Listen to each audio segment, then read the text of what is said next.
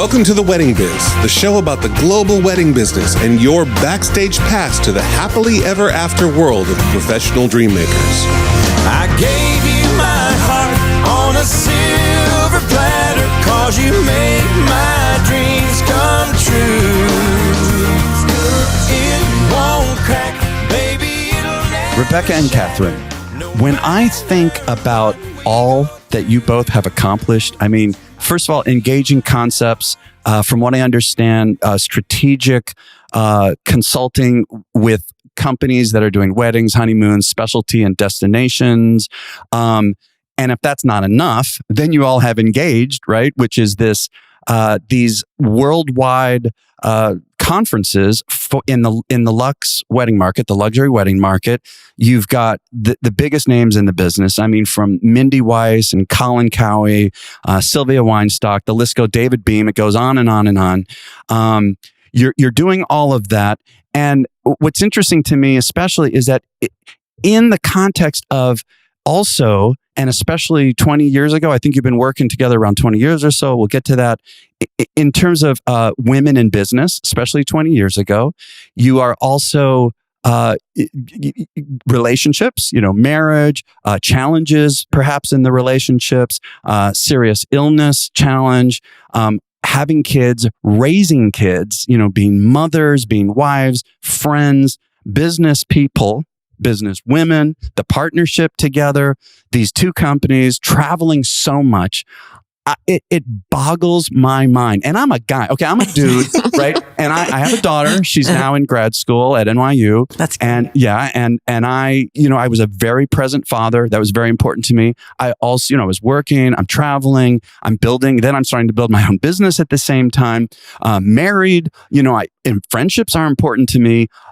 It was hard enough for me. I can't imagine. And I know even as a father, although I was really participated an enormous amount, still I know the mother carries more of it, in various ways.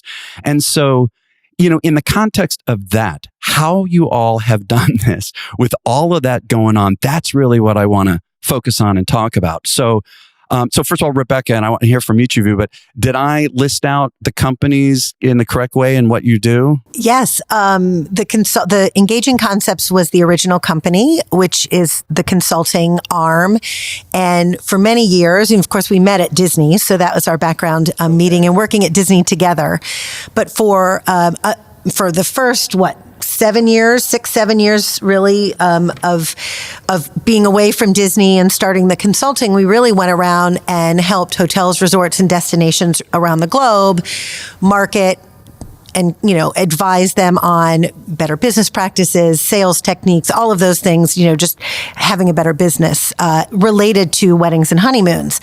And then in 2008, we started Engage, really fundamentally because we wanted to create something that we wanted to go to that wasn't existing in the market. Mm-hmm. And I think at the heart of Engage, still 20 events later, we'll be doing our 20th event in June. Wow. Since 2008, is certainly at the heart of it is connecting people, but fundamentally where it started was just, and I think we still both use this tenet in everything that we do, it was about creating an event that we wanted to attend. I mean, everything from as simple as having hair and makeup for our speakers, which is really simple, but not something that's really standard at an event. The times we would go and speak and, wanting to feel our best and looks, we would be calling the hotels and concierge, and you can't get a hair and makeup person at 6 a.m. It was, in 2008. So it's not only we also created an event that speakers want to come to. And I think that's not what we sat down on paper and wrote down, but at the heart of it, having an event that we wanted to attend and what it felt like as an attendee to enjoy it at every touch point. And then also something that our speakers didn't want to just fly in, speak, and leave. Mm-hmm. Was really why I think we're still doing events, 20 events. I want to come back to that in a moment because I attended some. And Kathryn, so at Disney, what were you all doing? And did you know Rebecca before? That's how you met. We did meet. Did you work for Rebecca or did she the other way? The first time I saw Rebecca, I was working at the front desk at the Grand Floridian. Yeah. And I wanted to. I did an event there, so I know. Yeah. So one beautiful hotel, beautiful. but I wanted to get out of the front desk, and I noticed someone come in a wedding gown one Saturday and thought, oh, that's so pretty. She's having her pictures taken. And then the next weekend, someone came in and I noticed they always had someone with a Disney name tag. And I realized we had a wedding department. And then a few days later, Rebecca. That's funny. Oh, you're working there, but you didn't. I didn't even realize we had weddings at gotcha. that time. Okay. So Rebecca came up to the desk, and I had seen they had done an Elegant Bride like filler that was Disney based, and her picture was in the back. And she came up to the desk, and I thought, that's the wedding lady. And she asked me for a key to show a potential bride a suite. So in my head, I was like, I got to get out of here. I want to get in the wedding department. So it was probably another year and a half before I finally made it to weddings. And she was on the sales side. I was on the services side. So she was selling, as we used to say, selling the dream. And I was on the team that serviced the nightmare, but they were all really wonderful. We eventually had a big staff meeting, and Rebecca shared with everyone, Disney had recently acquired ABC. And she said, hey, in February, we'll be doing a week of Regis and Kathie Lee weddings. Yeah. For some of your listeners, they may not even realize that Regis and Kathie Lee were together, but this was a very long time ago. So I'm a huge celebrity TV fanatic. So after everybody left in the office, I went to her desk and said, I know you don't really know me that well, and I just started a few months ago, but when that opportunity comes up, can I help you with it? And she was like, sure.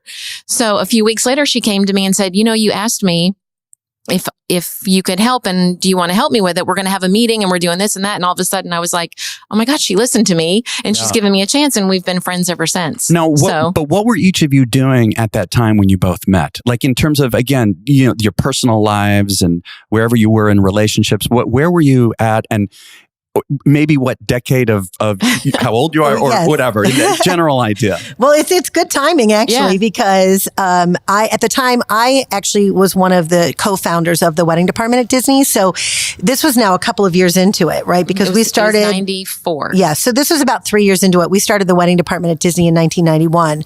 So in 1994 is when we had a lot going on. We had the ability. We had designed and built the $7 million wedding chapel, and there were all these things happening to support that.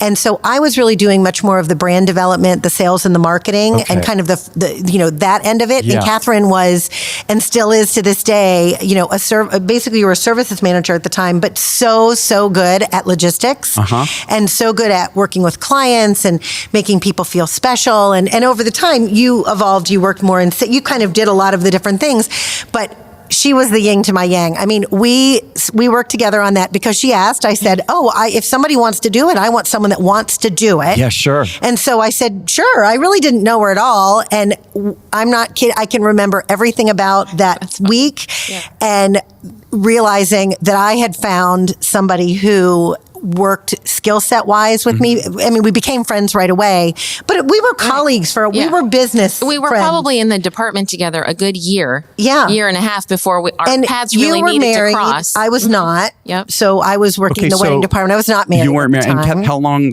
I joined the wedding department on a Monday, and I flew home on Wednesday to get married. Oh my gosh. So I was in weddings a few days, and then I was married probably a year and a half once we started working. Once you started, side by side. And Rebecca, you're saying you weren't in a relationship at this time. No, I was just the proverbial person who did hundreds and thousands of weddings at Disney, and it was difficult to find someone that thought that was okay.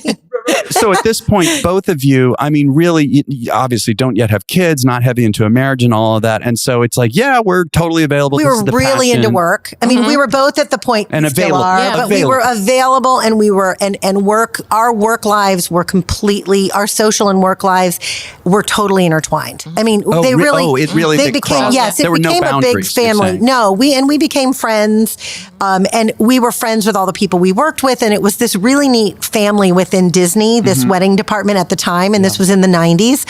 And we went through a lot together. So we became friends, but immediately it was very apparent that we made a great team. I mean, we find pictures back from there, and we haven't changed. I mean, you could pick us up from the 90s and how we worked on the Regis and Kathie Lee weddings and the Oprah wedding and all of these weddings that all these weddings of a lifetime and all of these big elaborate things that we worked on together. And we, to this day, what we do are those same exact roles.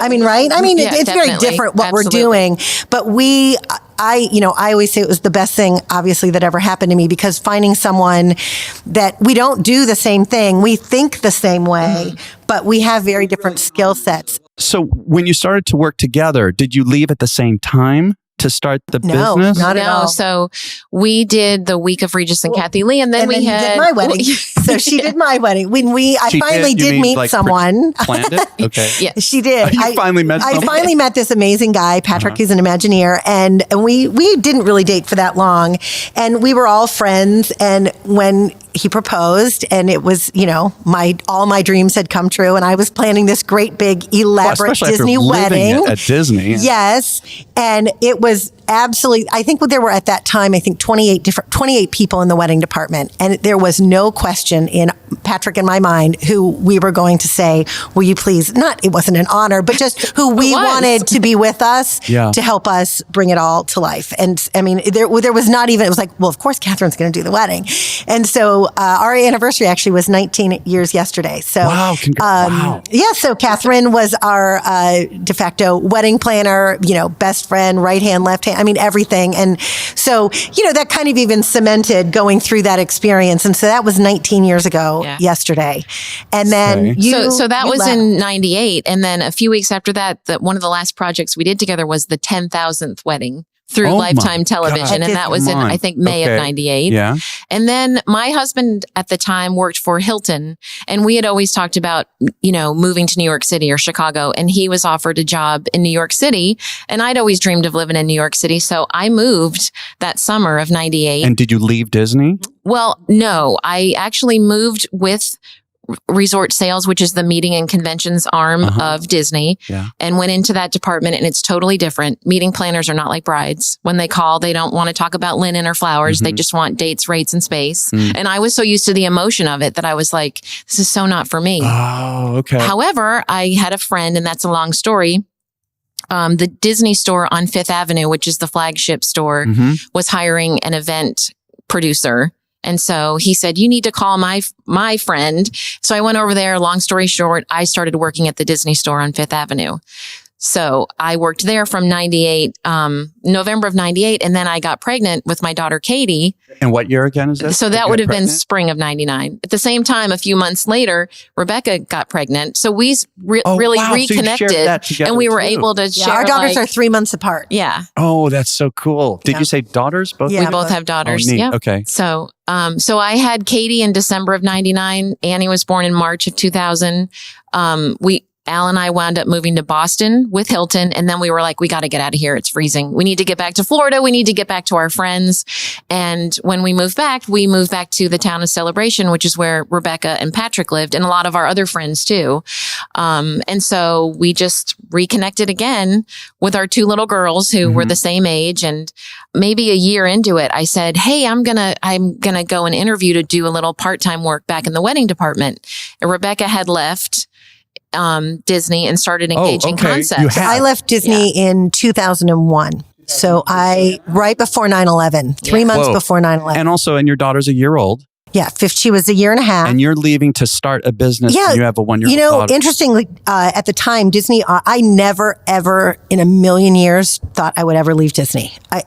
Ever. I loved it. I mean, we loved Disney. To this day still company. It's us. Yeah. We loved Disney. We had husbands that worked. I mean, I loved it, but a lot of things were changing, and what they did is they came out with a voluntary separation plan that offered pretty significant severance, and it was kind of a one-time deal, but they blanket offered it. They offered it to everybody. Sure, I did this with IBM. Lexmark. And so I made the decision so quickly. I woke my husband up in the middle of the night one night, and I said, one of the things, I'll never forget, my boss at the time, we had a lunch, and she said, everyone's going to have to do more with much less. And I thought, I don't want to be here if I have to do much more with less. That is not my personality. This is very typical. Corporate, right? It was like everything from pens to, expense parties. accounts to travel to parties. All the fun stuff was kind of going away. And the other big thing that really was instrumental in me leaving was the only path forward and the only path up in corporate is to be a people manager and to move up. And we had gone through extensive training at Disney, and one of them was Gallup, through the Gallup organization. And my Gallup training came back and said, you are an excellent project manager, but you're not a people manager. And I knew that to be the case. Yeah. But I've never forgotten that to this day because, and that's why we have a company of two by design, and we do big things. I still wonder, we'll get to that. I don't know we do big things with the two of us, and obviously we have teams of people and collaborate. Okay. So contractors. Engaging Concepts has two people. Wow. It's myself and Kath. Oh my God. And the reason is, honestly, is I never forgot that. And I think it's one of the reasons that we have been successful is because we're great project managers, but not the way forward, when you have to have an agency, you have to have a lot of people. Mm-hmm. The way forward at Disney was to be managing, continue to go up and have big departments. And then you're not doing the stuff that really makes you come alive. Yeah. And for me, it's working on the projects, whether it's a consulting project with a great big, intercontinental Asia Pacific, or is it producing Engage? So, over the time, but I had left very quickly. I mean, I made the decision and I was gone 6 weeks later, but then 2 months later, it was 9/11. Very, very scary time. I was starting a brand new consulting business, 2001. No one knew what a consultant in the wedding industry was in 2001. So you took a big leap also. We took a huge leap. Of course, we blew through the severance much faster than I would if I did it today. I'm just curious for a moment. When you got the severance, like how much time, months? It was 6 months. So you had about 6 months. Which sounded like a lot at the time. Right. But really, in reality, once that's not really that much money. No, but I want to stop there for a second. In terms of you having this epiphany, telling your husband you really want to go, 6 months, you've got a 1-year-old daughter, because I want to put all this together. I thought I was going to spend more time with her. Well, so did you have, the way you're talking about, it's like you didn't have any fear or anxiety, or did you also, really? It was almost like I think it was one of those things. I think it was so exhilarating, and I was never a person who had an entrepreneurial spirit. I mean, I had drunk the Kool-Aid, and I love Disney, and I felt so much ownership for Disney weddings, and I love the people that I worked with. But there was something that just clicked, and I was like, you know what? I think that I really think there's something here. I think I could go out and help people. I've learned so much in these 10, 12 years at Disney that I could go out and help other companies. You had a real high level of confidence going right into it. See, that's so unusual. That's so unusual to start a new business. Again, and I like to keep painting that picture. I was very naive. Okay. All right. Well, that's... I had a high level of confidence, but, going back for those who remember in 2001, I mean, obviously, we had a great big computer on our desk, that was huge. Gateway. It was still, a big gateway computer with making the noise. It wasn't really like you put up a website and you came. It was. So you didn't really, you were like dove in with passion, but you didn't really know what it was going to take. I had no idea. There was no roadmap. What I had was a lot of connections. Yeah. And again, I think going back to at the heart of it, Simon T. Bailey, who, as you know, has spoken at a lot of Engage conferences. He's a motivational speaker. Right. Simon worked with us at Disney. And so that's one of the reasons he is part of a lot of what we do. But one time I had heard Simon speak, and we had to go do an exercise, and you had to circle different words, one of those kinds of things. But at the heart of everything, it keeps coming back to connections. We have this amazing connection, Kath and I. And I also had all of these amazing connections in the wedding industry through Disney. And Kathryn had them too, because living in New York, she stayed connected and worked with Marcy and did a lot of these kinds of things. So I think at the heart of it, when you start a business, it really is about leveraging the connections that you have, and about creating real connections with people. And I think that's one of the reasons Engage is we're so connected on social media, but we're not. Yeah. And so back then there was no social media. That's right. You had to be connected. You had to write people newsletters. Oh, wow. Or call them Letters, on the phone. stamps. There was no texting. There was no, there were emails, but it was pretty rudimentary. I remember. Yeah. So there wasn't a lot of fear. There was a lot of naivete, and where the fear set in was once 9/11 happened and the world kind of stopped for 6 weeks. Sure. And people were like, now at this point, everyone was hanging on by their fingernails for a job, let alone to hire someone as a consultant, which is the first thing to go. And this is also in the world of discretionary income, which is the first thing that took a hit. I mean, I went full-time, let's say, in music business. I started while I was in the corporate world, but it was 1998, and then same thing, 2001 hits, and I had a daughter, at that time. I think she was maybe 4. She was only a little bit older. Yeah. She's only a little bit older so just for a moment. So Kathryn, when relative to all of this, did you leave Disney and join Rebecca? After I had Katie in New York City, and then my husband got transferred to Boston, that's when I technically left. So we were living in Boston. What were you doing? I was a stay-at-home mom. Okay, gotcha. So I was working at the Y so that I could get a free membership. I was working at...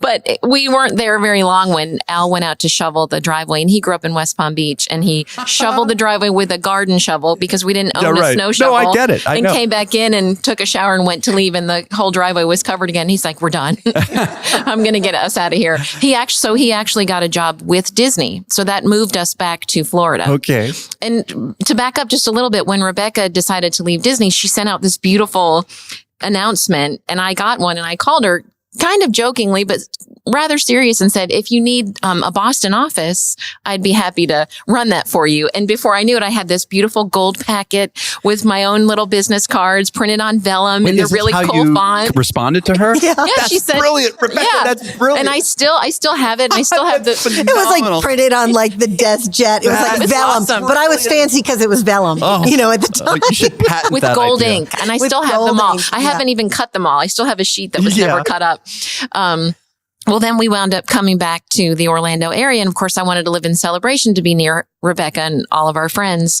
So that was in 2002 when I came back, summer of 2002. And then I think in spring of 2003, I said, I want to go. I was staying at home and I was helping her a little bit here and there. Okay. I And then didn't really have much for you to help me with. but that's okay. It was lean in the beginning. Yeah. It was lean for a while. And so I had Katie and she had Annie. So every once in a while I'd be like, can I have Annie to play with Katie? And I was more doing things with them at the park, but talking to Rebecca every day. And then I thought, well, I kind of want to get a job. I need to support, contribute to the income. And I called her and said, hey, I have an interview to go back to Disney part-time in the wedding department. And I think this was in the spring of 2004. And she said, I think I'm going to sign my first 2 clients. Why don't you just come work with me? And again, this is, of course, not yet engaged. This is engaging concept. Yes. The branding this was the and consulting. help. Yeah, it was really primarily what it was when we were really doing that full boat was consulting to very similar to what the work that we did at Disney, which was going in and doing, marketing, positioning, consulting, customer service, training, a lot of training of frontline people. Yeah. So companies like Sandals and, we did a big project for 3 years for Hilton Worldwide. We did Intercontinental hotels. We did a lot of small hotels. We did Holiday Inns in the Caribbean. Quite honestly, we did a lot of things that weren't very glamorous. My very first client was Orlando Harley-Davidson and putting together a biker wedding program. So think about it. I left in 2001. I finally was at the point where I felt like I could offer her really part-time work in 2004.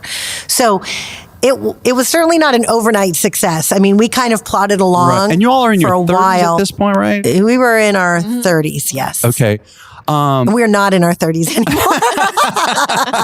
Sadly, time marched on. 50s, so we're. Oh, well. It's all relative. Yes. Do you know what my mother always says? She's got to have older friends and younger friends. So I make sure I have older friends. I feel plenty We do. young. We have a few older friends and we have a lot of young friends. And we keep thinking that we're that age, but we're not. But that's okay. We're seasoned. Yeah. So you're now working together, 2003. And again, I want to kind of tie this into, you're traveling at this point too, right? Obviously, you're working out of Florida. And at the time, I was doing a significant amount of travel. How are you? I'm sorry. It was spring of 2003. Was it 3? It only took you. Yeah, it was 2003. It only took me 3. Yeah, 2 years. So you both have, very young girls, not relatively early in the marriage also. Yeah. How are you both, again, as mothers, women, how are you handling? Because I'm sure that so many people, guys too, but especially women are struggling with this thinking, I whether or not they're married yet, they want to be, the ones who do want to have kids. It's like, when am I going to fit this in? In this world of wedding business, like a lot of businesses, but we're all so busy and so much is going on, especially the people that are doing their own businesses, planners, all kinds of people in the business. I just can't imagine thinking, how am I going to work in and when, children, let alone, again, staying present, in relationships. How is that all going for both of you? Whoever wants to go first here. It's kind of a blur. I mean, I look back on a lot of that, and I quite honestly may give anything to have it back now. What do you mean by that?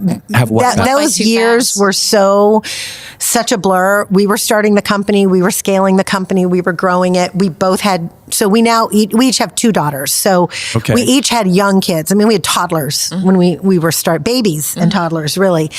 I mean, I look back and it was complete. I mean, we made it work, but it was a complete blur. We relied a lot on each other. Like sometimes Kath would take all 4 girls. Yeah, I think I find a lot now. I read so much about people writing articles about how hard it is and how much time they don't have. And I think maybe instead of writing these articles, you should just be present and take care of what you need to take care of. I think it was kind of that wedding mentality when you just keep going and you kind of have to have that waffle brain where you compartmentalize everything that you need to get done. And we got up really early and we stayed up late and everybody got fed and they were safe and they were happy and we worked on the business when we could and we were present with our families. You just kept going. And I think that's one of the great advantages and certainly one of the reasons that I left Disney. And I know that Kath ended up not going back is when you own your own business, you're working all the time, but it is a lifestyle and it is very different because I didn't have to get up and put the pantyhose and the pumps on and go be at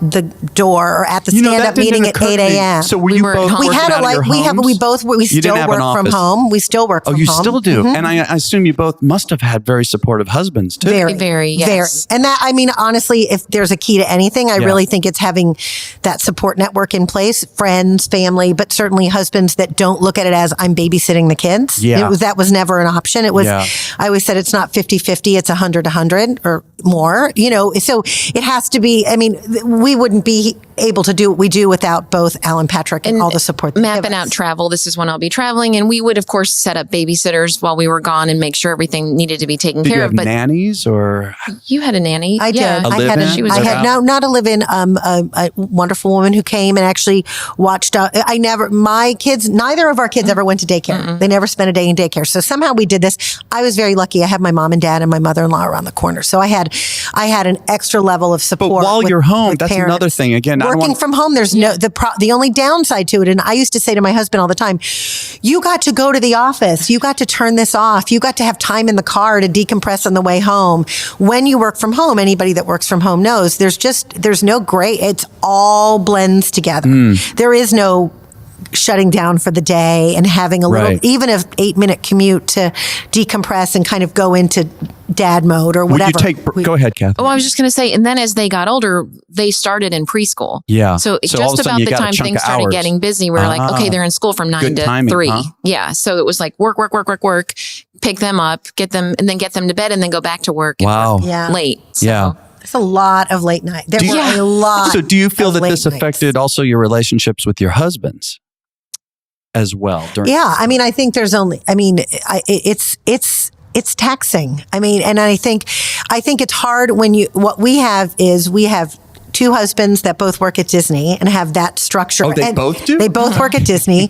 So we understand that company too, which is good. We understand the company culture and, it's not like we didn't work there. Right. And then you've got 2, people who work from home and have their own business and kind of make our own hours. So I think that's an interesting dynamic, but at least we both came from that environment. So I think there was a level of discipline. Having worked for Disney, both of us for so many years, that's never left us. There's a way we approach it, I think, because of that. But we can do it in our yoga pants with hair in a ponytail, no makeup. Well, I think there's also something about choosing, a partner who gets it, and it's going to be tough for everyone. And they also, I'm sure, have their own, issues when they need to be away and things like that. But a partner who I guess gets it and is committed and knows, we're all going to be busting ass for a while. Yeah. Well, and we fell into it. Yeah. What do you mean by that? We're accidental entrepreneurs. It's certainly, it's not like when we got married, it was like, and I have my own company and you work for Disney. So we really evolved into the roles that we have. Because really, when we got married, all four of us were working for Disney. Like, so so a lot of things shifted and a lot of things evolved. And you know what? There was a lot of discomfort along the way. No lie. I mean, you're still, having just 19 years yesterday, it's like, it's not always easy. Yeah. And there's a lot of times where someone has to give 180 and the other person's giving 20. I mean, because you're not there or zero because you're traveling. I do think, speaking for myself, I think it does kind of ebb and flow and go back and forth. And I mean, did either of you do anything like couples therapy? I mean, I did that. That was very helpful. Okay. Actually, well, you're both laughing and glint in the eyes. In the fall of 2007, my husband, who's my husband at the time now, decided he wanted to get divorced. Totally out of the blue. I didn't see it coming. Yeah. Wait, 2007? This is 2007. Did you have 2 kids at this time? 2 kids, 5 and 7. Completely shocked. Rebecca became my therapist. And I did have, real therapy, and we were separated for a few months. I got divorced. We were divorced for, I think, 1.5 years. And then we realized that we actually wanted to be together. We wanted to keep our family together, and we got back together in 2009. But through all of that was a huge change. I was now a single parent. Thank goodness I had this incredible job with this incredible person who was so supportive throughout everything that we were doing, that I could process everything that was happening and still work. And in the midst of all that, we created Engage. So something. If you really think about it, Engage happened at, for you, one of the most difficult, for both of us, because I was living it with her. These are the conferences. So these are the conferences. Okay. So Engage, the very first Engage was Engage 08. You were 08, I was traveling to Japan. I was in Japan for right before the event. I mean, if we really look back now and say we had no right. I mean, the fact that we pulled this together at, quite honestly, some of the lowest points, right? Just emotionally. And, sure. I mean, it was really tough time. And our biggest client was in Japan and China. So we were managing, 5 a.m. conference calls or 2 a.m. conference calls. And God. It was a really crazy time. I'm exhausted right now. It was. But I think because I had a reason to get up every day and I had something positive to focus on, I didn't have the chance to lay in my bed and cry because I thought I have to get up and go to work. I had to get up. I remember my therapist saying to me one time, the fact that you get up and brush your teeth and take a shower is huge at this point. Right, and I was like, wow, and I'm going to work and my kids are in school. And I mean, don't get me wrong, I was a mess, but I had something fun and great to focus on and someone to listen, someone who knew all the players and could help me get through it. So that happened in November of 2007. In the spring is when we really said, let's try to make this happen. And actually the interesting, talk about something else that happened is we had been speaking with, at the time, it was Waldorf, the Waldorf collection, who, was part of Hilton. Sure. It's changed a little bit since, but I think we talked with them for 9 months. I flew out to Beverly Hills to do a major presentation, to pitch the business. It was a huge multi-pronged, integrated, worldwide project. And, I think in April, it was supposed to start in June, we got notice that the gentleman was fired. Oh, no. And so, when something like that happens, it's like a hot potato. No one's going to pick it up. Yeah. It was sort of a passion project of his. Right. He was at corporate. He was high enough up, but then it died on the vine. I mean, we were like, oh my gosh, we had a contract. We had signed, you sign your part of the contract and send it back and you just wait for them. That's formality at that point for them to execute it. Oh my God. And he got fired in between him having the contract on his desk and not sending it back. Let me ask for a moment. Let me stop right there, because maybe this is representative of just these kind of moments that, of course, happen for any entrepreneur throughout the business.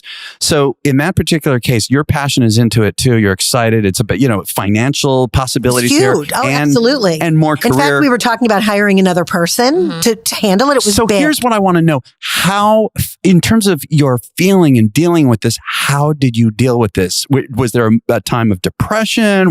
Because I remember where we were sitting. We go most every morning. We We try to walk, but it doesn't always happen. But the goal is to drop our kids up to school, walk every morning, and then we meet at a little diner right in Celebration. This is how you start every day for the most part? Called Market Street Cafe. Like we just meet to kind there. of, we have a table. Not meditative, but in a sense, to kind of ground yourselves. It's staff meeting. Every morning. We're usually there from like 9 to 11:30. Interesting. Okay. And we rarely do conference calls or any calls before 11:30. Okay. We just don't.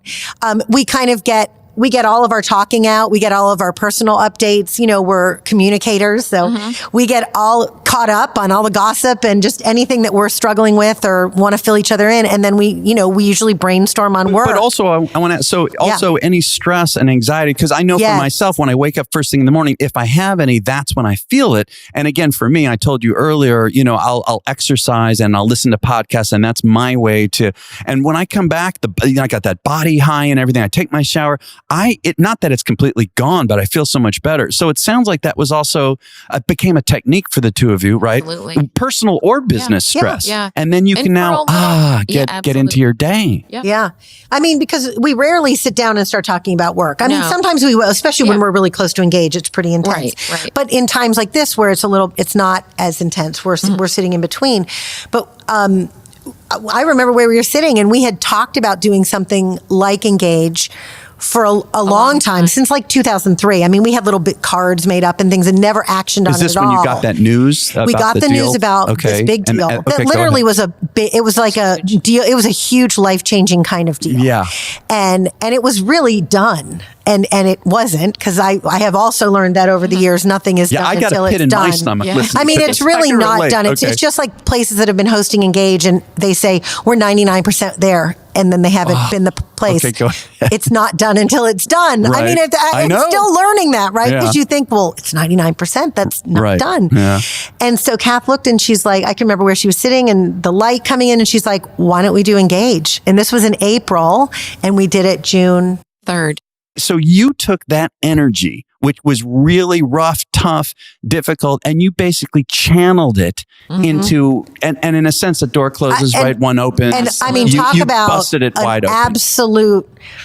I mean, it wasn't an overnight kind of change, but talk about something that's changed our lives in such immeasurable ways. So who would know in that moment, right, when you first got the news that this is going to start something completely wonderful? It was just like, well, wait a minute. Now we've got this time. We've got this time. Wow. We've got that energy. We've got this energy, and we did not waste any time. It was not. We didn't stir around. We really jumped in. And that was in April, and we produced the event. The first event, it was much smaller. It was 70 people, but in 6 weeks.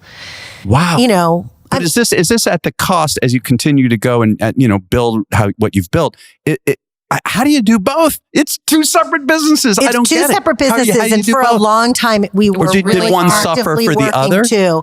Well, it became harder and harder to have the clients, to be honest. Yeah. The consulting clients, because they were big corporate clients. The ones on retainer kind of thing you're saying? The big retainer. Okay. Yeah, we had a couple of big retainer clients, Yeah. and that we kept for a number of the first years. And they were kind of like, oh, you're Engage on the side, like is your little event coming up? Like there was a big disconnect actually between the two. Right? Yeah, and so there would be sometimes one of our clients would say, oh, isn't your little event coming up? And we say, yeah. And this was into it. Let him think it's little, so let that him think it's little. Still available. But I mean, out of that, it wasn't like a thunderbolt like that, but looking back, it was really pivotal. Yeah. And it wasn't like Engage took off and we're like, this is amazing. It's going to pay all our bills. It was great. steady. Yeah. And there were a number of years. How many events did we do until we were not even sure we were still going to have another one? I mean, I think we did 5 before we knew we're either going to not do any more ever or we're going to keep going. And that was in 2010. And I'm trying to think when I went, because I went to 2, and it must have been actually, it maybe was around, I don't know, 11, 2012. Didn't you come to the Breakers in 2010? No, not the Breakers. So it might have been after. Was it at the Grand Cayman? That might have been my first one. Then I did another. And the thing is, to me, I know it's grown since then even more. And now Europe, we'll come to that. But I remember thinking, in a positive way, this is really highly polished. They really got it down to a science. But now you're smiling. My gosh. No? Oh, talk to me. Because I thought, where I think it was highly polished is really all roads for us go back to Disney. And, we did a lot of really major events when we were at Disney. Yeah. And so where I think our polish comes in and where that you don't I never underestimate those years that we spent there, how polished what we know because of that. Would you say that? I think all of that is that's why we could make something look much more polished. It was like, behind the curtain, it's still just the two of us in our yoga pants. We go back there. But I think we also made a point from the very beginning, like you said earlier, it was something we created that we wanted to attend. We had everything's by the first name, not the last name. We wanted people to feel welcome. So I think initially that community started and people wanted more to feel special, and they kept wanting to come back. And so I think that helped. And the team that we built, a lot of them were Rebecca's parents, our good friend Heidi's parents. I mean, our friends from Disney that came and helped pull it off. And everyone fires on all those cylinders of you keep going, you keep smiling, you never say no, you make it happen. And I think that really helped from the beginning too. Being, someone who attended it. And again, I think it was, the one at the Grand Cayman at the Ritz. I remember it in terms of the feeling of, like you say, being very personal. I loved the environment, and I really felt like I was connecting, and not just with people there, but with myself through also a lot of the speakers and just the conversations. People would really share some vulnerable things. It wasn't just strictly, hey, I did this and I made 800,000. And so I remember at one point, it was later in the conference, I was walking down the beach. We had some downtime. I don't think he's going to mind if I mention his name, but I'm walking down the beach and I'm feeling not sad. I'm just feeling, I don't know. I was like, emotional. Wow. Yeah, it is emotional. And again, it's a not roller negative. coaster. Yeah, it is kind of. And so, maybe I was a little sad, and which also can spark wonderful things, but it was one of those moments, and I needed that moment too, right? Especially looking back. So I'm walking down the beach, and again, I don't think he'll mind, but Ed Libby is walking from the other side toward me. We didn't really know each other very well, and I could see it in his eyes too. And we stopped for a moment, we started to talk, and we started to share some of this, him and I, on that beach. And it struck me because at the time, he's one of the speakers, real big guys in the business I'm attending at this point. I mean, I'm doing great in my business, but I'm on that side. And we shared that same kind of feeling. And it did spark a lot of wonderful things. And you've got some magic with this conference. So I just wanted to add, I experienced what you're talking about. And I think for us, we can't, all of those moments happened outside of what we created, and we try very hard just to create environments that can happen, but we don't try too hard to force it. So you won't ever see us at an Engage saying, "Oh, Andy, you need to meet Susie. I think you guys can have a wonderful thing in common." We don't. All we say is we want to create this environment in this setting and create these opportunities within the sessions and the programming and without, so that there is white space. There is time for people just to connect. And sometimes you connect more meaningfully than others, but you have to come in and be vulnerable and be open. Yeah. To that as well, as opposed to, so it's just interesting, but I feel like those are the things that really is sort of the magic of Engage that is outside of what we're doing. I was going to say, and it's also not just because you have high-powered speakers, and it's set up beautifully. It's incredible environments. It's not just that. You're right. You create an environment. You do and people are making connections. And, I think also being in that kind of a somewhat vulnerable state, you really there's an opportunity to take more in, right? Mm-hmm. You can take it in differently more. Right. If you come open.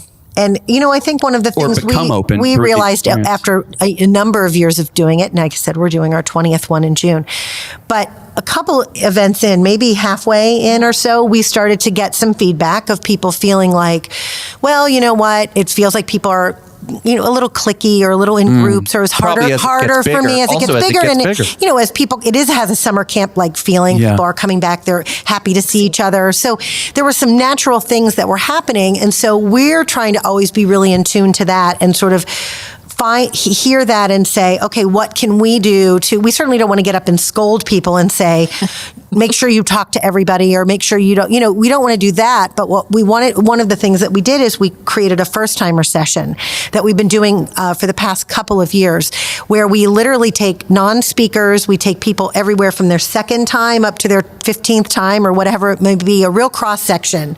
And we actually have them we don't anymore even go. We're not in there, but it's before everything starts to give real honest advice on how to approach this experience. What a great idea. And it's really, and what's happened is those 7 or 8 people now become almost very unofficially ambassadors. And, you're a new person. You feel like you can go up to Amber or, from Shutterfly and say, thanks for that tip.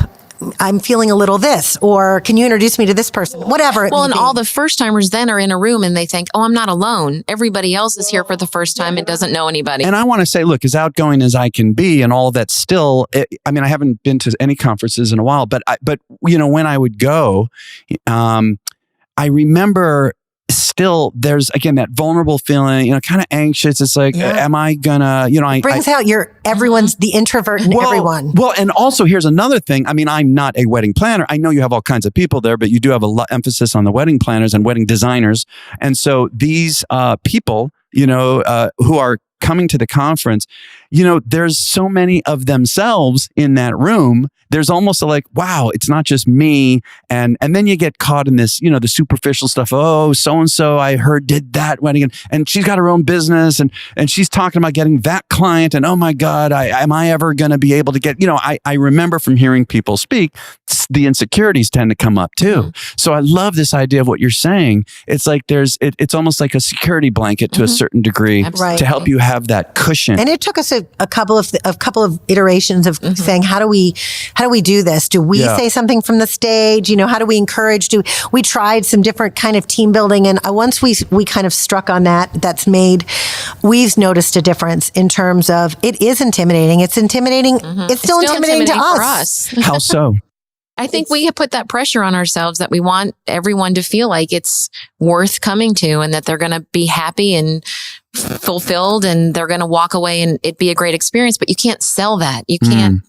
That has to happen kind of naturally. So we do find ourselves kind of hiding in the corner or in the back of the room like, oh my gosh. And how do you deal with it? Like, what do you do in order to deal with those feelings you're having? And we just talk each other off the ledge. Usually when one is freaking out, the other one's like, it's going to be fine. It's going to be fine. Right. And sometimes if we do, it's the yin and yang thing. It's like, it may not be. And I think we are so lucky. We have, over the years, we have created this collaborative team of just so many amazing people that support us. Because while it is on the day-to-day basis, just the two of us, we are, we have these amazing collaborators that are extensions now of our team. And that it's very helpful. They almost, in some cases, if they see one of us or both of us just kind of, feeling overwhelmed, but it is very overwhelming. It's a lot of pressure. And, so a lot of times they'll come in and they're like, we took care of it. Yeah. We're fine. We don't have, we're not in the corner, but it sounds like also you also are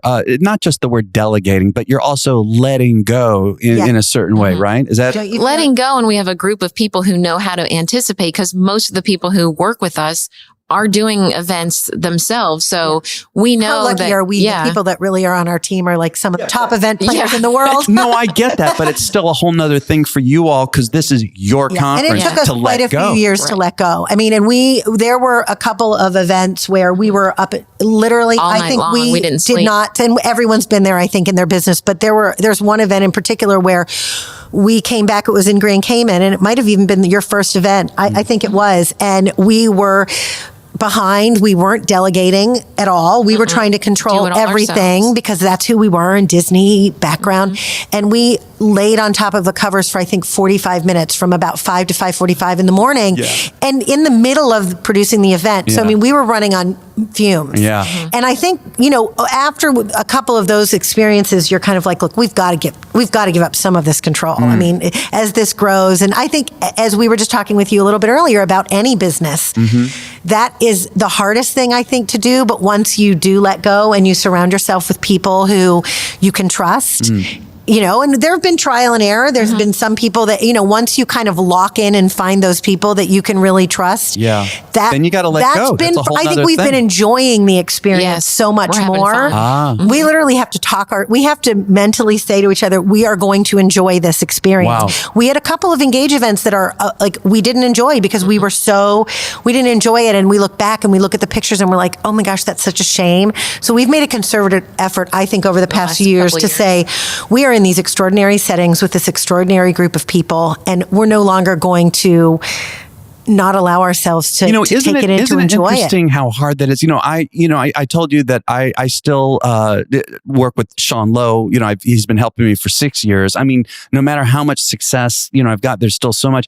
And also I've been in therapy. And so the therapist and Sean, separately, they'll say to me, you got to enjoy this. I mean, if it weren't for the two of them to keep that in front of my face, this would not be working for me. And I can say now, I really am enjoying it all. But I had to be reminded and you have to be really mindful. I think we've had to be really mindful of stopping and saying, wait a minute.